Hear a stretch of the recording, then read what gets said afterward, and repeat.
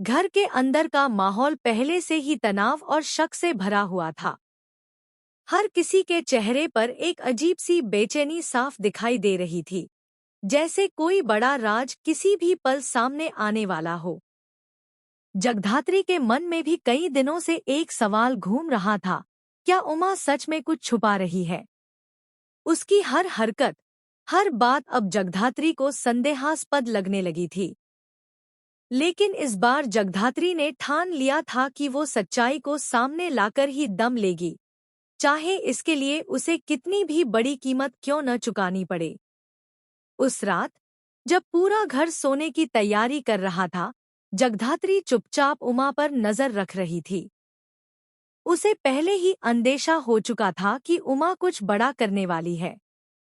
उमा धीरे धीरे अपने कमरे से बाहर निकली, जैसे किसी को भनक भी न लगे। उसके चेहरे पर घबराहट साफ झलक रही थी, लेकिन साथ ही एक अजीब सा आत्मविश्वास भी था, जैसे उसे यकीन हो कि उसका राज कभी सामने नहीं आएगा।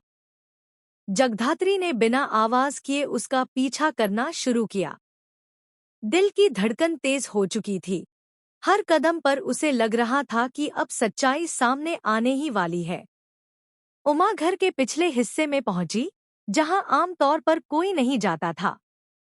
वहां पहले से ही एक आदमी उसका इंतजार कर रहा था।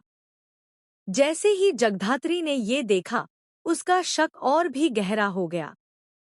उमा ने जल्दी जल्दी अपने बैग से कुछ कागज निकाले और उस आदमी को देने लगी। वो कागज कोई साधारण दस्तावेज नहीं थे, बल्कि खून की रिपोर्ट्स थीं, ऐसी रिपोर्ट्स जो पूरे परिवार की किस्मत बदल सकती थी। जगधात्री की आंखें ये सब देखकर हैरान रह गईं।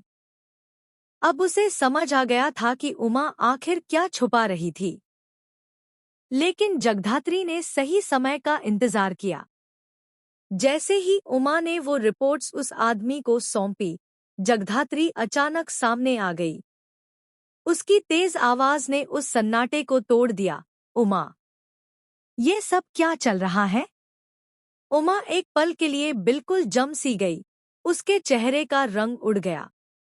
उसे बिल्कुल उम्मीद नहीं थी कि जगधात्री उसे इस तरह रंगे हाथों पकड़ लेगी। उस आदमी ने भागने की कोशिश की, लेकिन जगधात्री ने उसे भी रोक लिया। अब वहां कोई बचने का रास्ता नहीं था।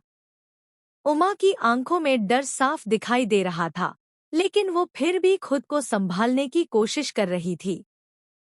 तुम गलत समझ रही हो, उमा ने धीमी आवाज में कहा, लेकिन उसके शब्दों में वो आत्मविश्वास नहीं था।